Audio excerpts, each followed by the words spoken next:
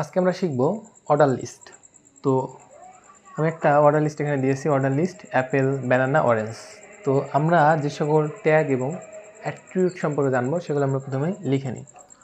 তো আজকে আমরা যে ট্যাগগুলো শিখবো, প্রথমে হচ্ছে ওয়েল অর্থাৎ অর্ডার লিস্ট, তারপর শিখব লিস্ট অর্থাৎ লিস্টের ভিতর যেগুলো থাকে সেগুলো লিখতে। তারপর আমরা শিখব ওয়েল টাইপ অর্থাৎ ধরন। তারপরে শিখবো আমরা লিস্ট ভ্যালু ইত্যাদি ইত্যাদি। তখন আমরা ফুল একটা ওয়েল অর্থাৎ অর্ডার লিস্ট শিখবো আজকে আমরা। তো অর্ডার লিস্ট শুরু করার জন্য আমাদের ওয়েল ট্যাগ ব্যবহার করতে হবে এবং তার ভিতরে যে সকল ইনফরমেশনগুলো থাকবে বা লিস্টগুলো থাকবে সেগুলো আমরা লিস্টের ভিতরে দেবো। এখন লিস্ট আকারে অর্ডার লিস্টটা কয় ধরনের হতে পারে? ABCD আকারে লেখা থাকতে পারে, 1 2 3 4 এইভাবে থাকতে পারে, ছোটো হাতের A তারপরে B এগুলো থাকতে পারে, তারপরে রোমান চিহ্ন থাকতে পারে, তারপরে এমন থাকতে পারে একটা দাগ, তারপর দুইটা দাগ, এমন যে কোনো কিছু দ্বারা মার্কিং করা থাকতে পারে। তো এগুলোকে বলা হয় অর্ডার লিস্ট।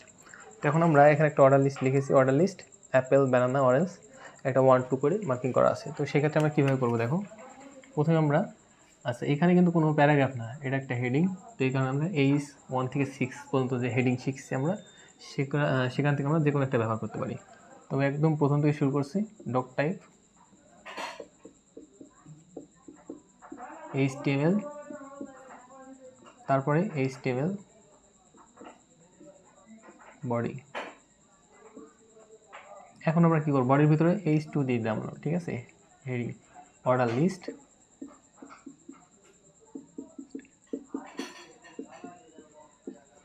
এখন আমরা কি ইউজ করব, ওয়েল অর্থাৎ অর্ডার লিস্ট। এখন অর্ডার লিস্ট টাইপটা কি দেখো, কি ধরনের, অর্থাৎ এখানে মার্কিংটা করা হয়েছে কীভাবে, 1 2 করে। তাহলে আমরা লিখব ওয়েল টাইপ 1, অর্থাৎ 1 থেকে শুরু হবে, 1 2 3 4 5 6 এভাবে চলতে থাকবে। তো এখন আমরা এরপরে লিস্ট করব। লিস্টিংয়ের মধ্যে আমরা দিয়ে দিই, প্রথমে কি আছে, অ্যাপেল আছে, তো অ্যাপেল দিয়ে দিলাম ক্লোজ লিস্ট। 2 নম্বরে কি আছে, 2 নম্বরে আছে বানানা, ক্লোজ লিস্ট। 3 নম্বরে আছে অরেঞ্জ, ক্লোজ লিস্ট। তারপরে দেখো আমার লিস্টের কাজ শেষ, তাহলে ক্লোজ ওয়েল, তারপরে ক্লোজ বডি, ক্লোজ HTML। এখন খেয়াল করো, অর্ডার লিস্টের সাথে প্রথম যেটা আমরা শিখলাম সেটা হচ্ছে যদি কোনো কিছু সিরিয়াল মেনটেন করে থাকে, A থেকে B C D এভাবে যদি থাকে, বা 1 2 3 4 এভাবে থাকে, বা রোমান চিহ্ন 1 2 3 এভাবে যদি থাকে, প্রথম থেকে শুরু থাকলে তো আমরা লিস্ট টাইপ মানে অর্থাৎ ওয়েল টাইপ 1 দিতে পারি, অথবা এখানে ABCD শুরু হতো তাহলে এখানে আমরা A দিতাম, এরকম, ঠিক আছে। তারপরে বাদ বাকি এরকম হতো। এখন আরেকভাবে থাকতে পারে, মনে করো এটা মাঝখান থেকে শুরু হয়েছে কিন্তু লিস্ট আকারে আছে, মাঝখান থেকে কেমন 1 2 3 4 এভাবে শুরু না হয়, মনে করো এখান থেকে আছে 10, অর্থাৎ 10 থেকে শুরু হয়েছে, 10 11 12 এভাবে মনে করো শুরু হয়েছে। সেক্ষেত্রে কী করবা, তখন আমরা কী করবো দেখো, সেম থাকবে, শুধু আমরা চেঞ্জ করবো কোথায়, এগুলো সেম থাকবে, শুধু আমরা ওয়েল টাইপ দিচ্ছি না এখানে, আচ্ছা ওয়েল টাইপ সেম থাকবে, সমস্যা নাই। অর্থাৎ এক দুইতে তো হচ্ছে তোমার মার্কিংটা করা আছে, তাই ওয়েল টাইপ দিলাম আমরা। এখানে আরেকটা জিনিস ট্যাগ ইউজ করবো, সেটা হচ্ছে স্টার্ট। এটা হচ্ছে আরেকটা অ্যাট্রিবিউট, অর্থাৎ স্টার্ট সমান কত, 10 থেকে শুরু হয়েছে, তাহলে 10 দিলাম, তারপরে ক্লোজ হবে। অর্থাৎ এখন আমরা যে লিস্টটা করবো সেটা 1 2 3 অর্থাৎ এই হিসাবে মার্কিং করা হবে এবং লিস্টটা শুরু হবে 10 থেকে, ঠিক আছে। তার মানে এই যেগুলো হচ্ছে এগুলো 10 11 12 এভাবে পরপর আরও যদি থাকে আমরা সেগুলো সিরিয়াল মেনটেন করি, 10 থেকে 12, মানে এখানে 12 পর্যন্ত আছে, আর যেগুলো থাকবে পরপর এগুলো সিরিয়াল হতে থাকবে, যতগুলো লিস্ট দেওয়া হবে। এখন আরেকটা আসি, মনে করো লিস্টিং করা আছে কিন্তু একটা মার্ক আলাদা, মান আলাদা। মনে করো ধরো যে এখানে 10 না দিয়ে আমরা একটার মান মনে করো এক এক রকম আছে, অর্ডার লিস্টে আছে, মনে করো এটা আছে 20, এটা আছে 35, এটা আছে 40, একটার মান মনে করো এক এক রকম, কিন্তু দেখো মার্কিং করা আছে কি 1 2 3 4 এই নিয়মেই করা আছে। আমরা কি করবো তখন দেখো, সেক্ষেত্রে আমরা করবো কি, লিস্টের কাছে আমরা ভ্যালু ব্যবহার করব। আচ্ছা উপরে সেম থাকবে, এখানে আমরা দিলাম ওয়েল। এখন আমরা কি করবো দেখো, লিস্ট ভ্যালু দিব, এই যে লিস্ট ভ্যালু, অর্থাৎ প্রত্যেকটার মান যেহেতু আলাদা ওয়েল চলবে, এবং লিস্ট ভ্যালু দিলাম কি দেখো, এটার মান কত 20, তাহলে আমরা 20 দেবো এখানে 20, ক্লোজ করে দিলাম। তারপরে কি লিখবো আমরা, এই যে অ্যাপেল এটা লিখবো, ক্লোজ লিস্ট। দ্বিতীয় লিস্টের মান কী হবে, দ্বিতীয় লিস্ট ভ্যালু এটা মান 35, তাহলে 35 দিয়ে দিলাম আমরা 35, ক্লোজ ব্যানানা। 3 নম্বর কী হবে, লিস্ট ভ্যালু ওটা 40 আছে, তাহলে 40, এই যে আমরা ক্লোজ করে দিলাম।